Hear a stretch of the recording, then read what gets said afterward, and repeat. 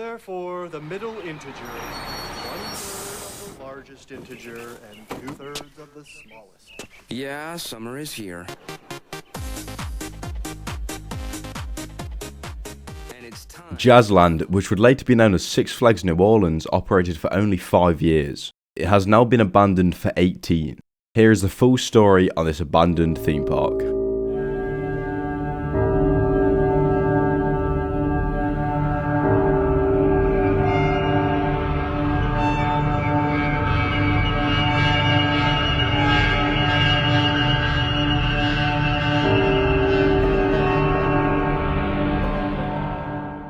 Jazzland, which opened in the year 2000, was the first theme park in New Orleans for nearly 20 years. But despite the failure of the previous amusement parks in the area, it was still thought that New Orleans needed a new one. I mean, it made sense, as there was no major amusement park within 350 miles. Meaning that the construction of a new theme park for the millennium was a good idea. At least, that's what they thought. Jazzland was promised to be a clean, safe and family-friendly environment for all ages. The park was named after the city's most iconic music taste, jazz.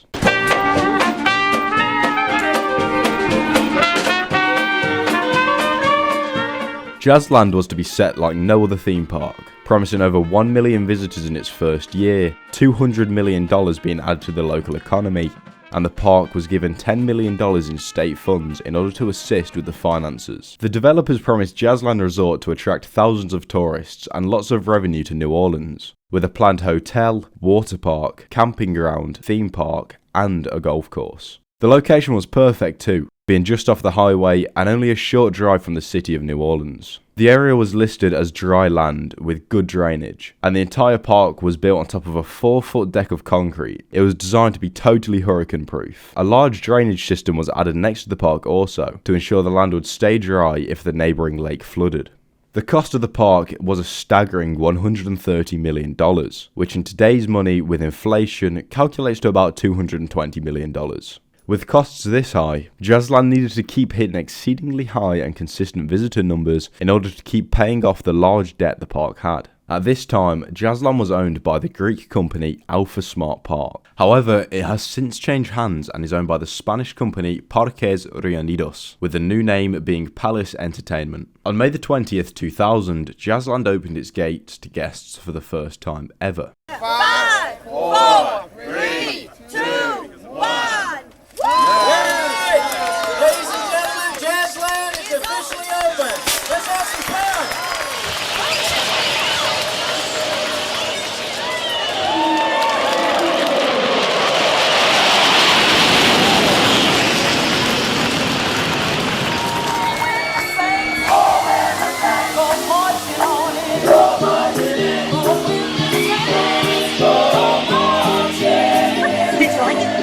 It's a good face. Was it a good roll? Tell me yours. Oh, it's better than the beach ever was. It's better than 6.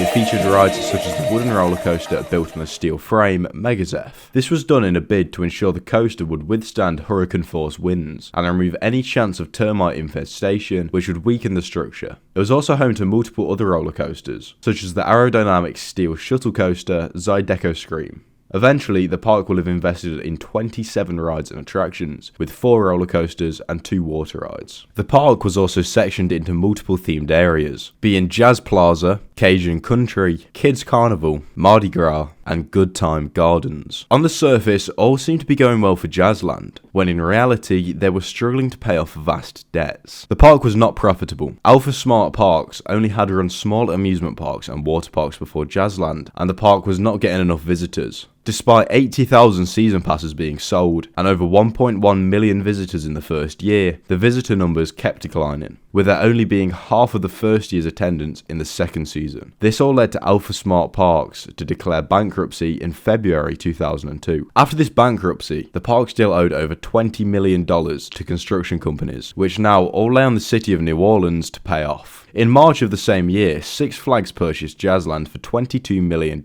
under the agreement that the remainder of the loan was to be paid off by both the city and Six Flags equally. In 2002, the park was still known as Jazzland, although under the Six Flags management. At the start of the 2003 season, Jazzland was renamed to Six Flags New Orleans, and $20 million was spent in upgrades and renovations to the park, including more shaded areas and many new flat rides. Mr. Six then began advertising the park with the slogan, "It's playtime." Thirds of the smallest. Yeah, summer is here.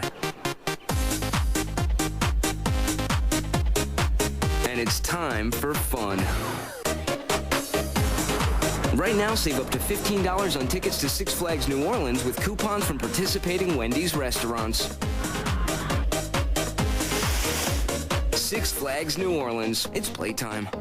At this time, they added a B&M invert called Batman the Ride, because that obviously is a very original name and has never been done before. Oh wait.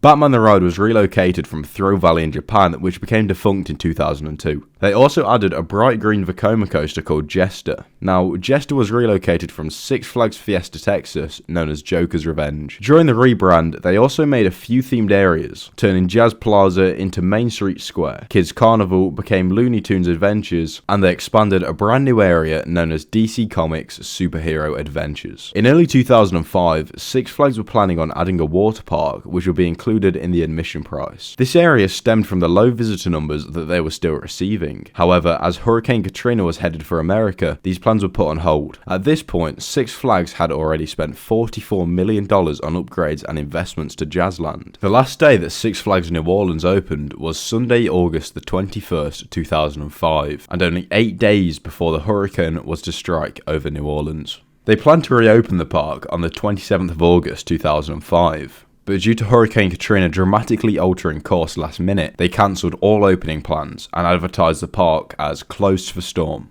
A few days later, the hurricane struck New Orleans. As most of New Orleans dries out and starts looking ahead, a measuring stick out here so we can take measurements as we go. Parts of the city are still drowning. For the Ohio National Guard, boats are needed to get around. In the far eastern neighborhoods of New Orleans, water still chokes subdivisions. Roger, Romeo, be advised, Six Flags New Orleans is now a water park, swamped with 8 feet of it. You can't put it into words, really. I mean, it's just unbelievable. The putrid water is high enough to well cover the tracks on some rides and transform fun attractions into haunting memories. The signs around the park still say closed for storm to this day, and it's like the entire amusement park is frozen in time from 2005. When Hurricane Katrina hit New Orleans on this fatal day, over $100 billion worth of damage was done, and resulting in over 1,400 deaths. This also caused over 80% of New Orleans to become flooded. The water from the lake next to Six Flags New Orleans flooded the park and overwhelmed the small drainage system which was put in place to prevent exactly what happened. The entire park was submerged in 6 feet of floodwater. This water took over a month to entirely drain from the area. For example, this picture was taken 2 weeks after the first flooding happened.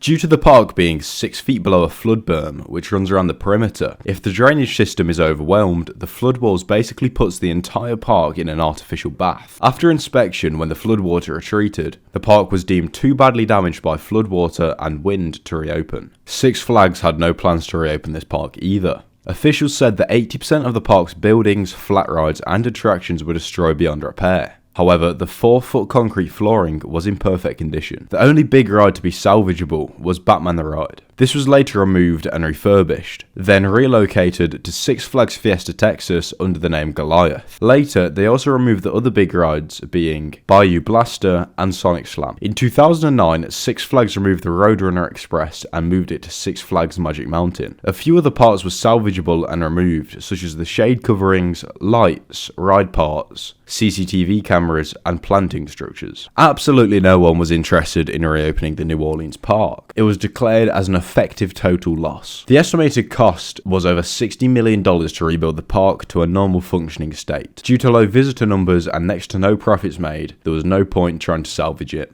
Six Flags then attempted to leave the 75-year contract they signed back in 2002 early. The mayor at the time, Ray Nagin, planned to not allow this from Six Flags and wanted to hold them to the agreement. If this plan went through, then Six Flags would have been forced to rebuild the entire park. Six Flags received a total of $32.5 million in insurance money, meaning that they would have to find another $30 million just to rebuild. On September the 28th, 2009, the city fined $3 million to Six Flags and ordered the company to vacate its lease with the park. Shortly after, the city of New Orleans took over ownership of the park. Since then, there have been multiple proposals to build a theme park on the land, and there's also been multiple proposals for other projects. Even after countless proposals, in 2023, a whole 18 years after Hurricane Katrina, the park still stands frozen in time exactly as it did. The only people to go in the park now are urban explorers and the New Orleans police, who go to remove the explorers. To stop urban exploration in the area, the city were going to demolish the park for just over $1 million.